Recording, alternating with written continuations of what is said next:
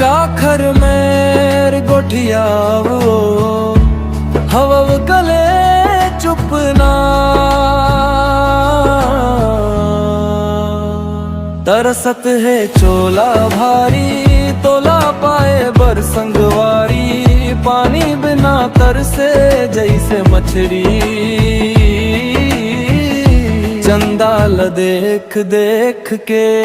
चकोरी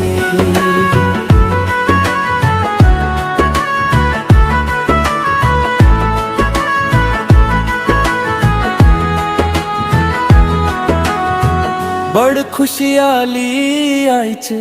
हरियाली लेके सावन महीना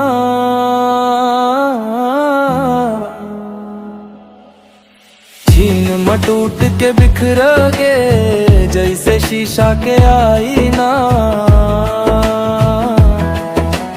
छीन मटूट के बिखर गे जैसे शीशा के आईना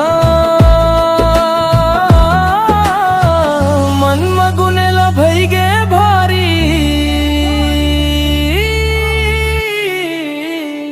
तोला पाए बर संगवारी पानी बिना तरसे जैसे मछली चंदाल देख देख के चकोरी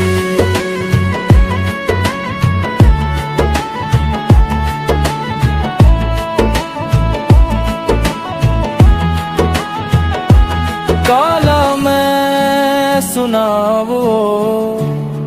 अपने दुखला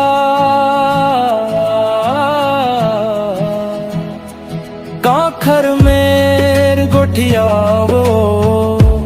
हव कले चुपना